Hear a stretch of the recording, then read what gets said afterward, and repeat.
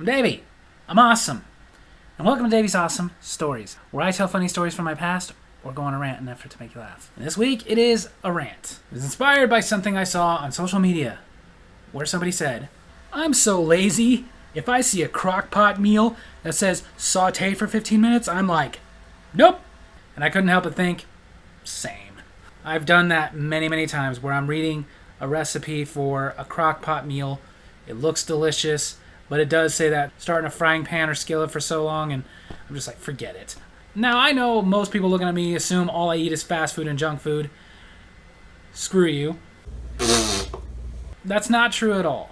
I cook a lot. I like to cook. And I love crock pot recipes. Not just because they're simple and easy and you just throw them in there and forget about it for 6 to 8 hours. But personally, I think foods that are slow cooked are always more delicious. They're always very tender and they sit in their own juices for a long time. It's delicious. But, like that person, very often when I'm reading a recipe, see that it says saute for 15 minutes or grill for 15 minutes or whatever, my answer is, never mind. Not making this. Once in a blue moon, something will come along where I have to go through those steps and I'll go, you know what? All right. For example, about a month ago, I made short ribs in a crock pot that I had to cook until browned before I put them in.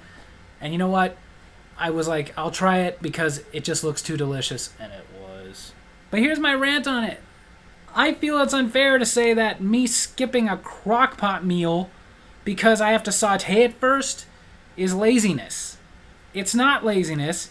It's just that it defeats the purpose. In my opinion, the purpose of a crock pot meal is I get ingredients. For example, a roast. I put the roast in. I season it. Maybe put it in a soup or a gravy or something like that in with the roast. And some vegetables, of course. In my case, love to put pepperoncinis on that roast. So it'll cook in and it'll be a nice little bundle of flavors that slow cooks. But then I set it and I go on with my life. Maybe every couple of hours come in and check to make sure it's not in there too long.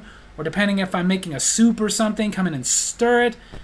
But ultimately, if I have to sit there and go through a 30-minute process of making sure it's nice and crisp on one side, but just slightly brown on the other side, then I might as well just cook the entire meal on that stove.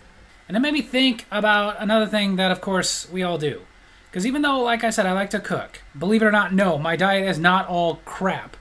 Sometimes I'm tired, I'm hungry, I don't feel like cooking anything, so I just do like the rest of you and I go in the freezer and I grab something and I put it in the microwave. And I remember hearing somebody talk about that situation when they're like, if it says stop halfway through and stir potatoes, I'm like, no thanks. Now, as far as that one instruction, I don't think I'm that far off. I mean, I will say it's a little annoying. Why do I have to come back and stir the potatoes? Why can't you just make it to where I don't need to stir the potatoes? But ultimately, I'm not sitting there like this guy going, I mean, who am I, Wolfgang Puck over here? But what I can't stand is when there are too many steps to making some little frozen meal. When it's like, to cook, pull film back halfway. Make slits in the other half. Put in for 1 minute and 30 seconds. Then remove, stir potatoes. Put it back in for an additional minute and 30 seconds. Take out, pull off remaining film. Put back in for an additional 2 minutes. Then pull out meal, grab a bullfrog, and wave it over the top of your meal for 5 consecutive circles. Then put back in microwave and cook for the last minute. Pull out and let stand for 2 minutes. Enjoy. I know I'm exaggerating a little bit over there, but I do see times where the frozen meal has like 5 or 6 steps. And again, it's not laziness that makes me not want to make this meal. It's that if I'm going to do something that takes that many steps, then I would just cook something. Like, let's face it, right now, I'm settling.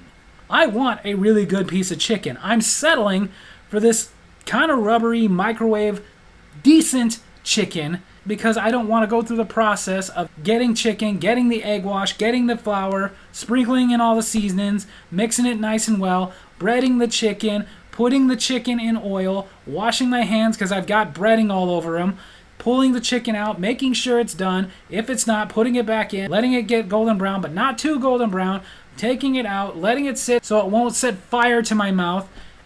I'm not in the mood to do all of that, So I'm just going to throw you in the microwave. Don't make me go through all those freaking steps. And stop telling me to let it stand for 2 minutes. I'm hungry now. But I will tell you, I think the best example I have of defeating the purpose is I used to know this guy, an acquaintance, I wouldn't say friend. We worked together, and we were on break, and somehow the conversation got to cereals that came out, didn't last long. Some of them we really liked, and we're sad that they didn't last long. Some of them we hated, and we understood why they didn't last long. And then some that were just disappointing.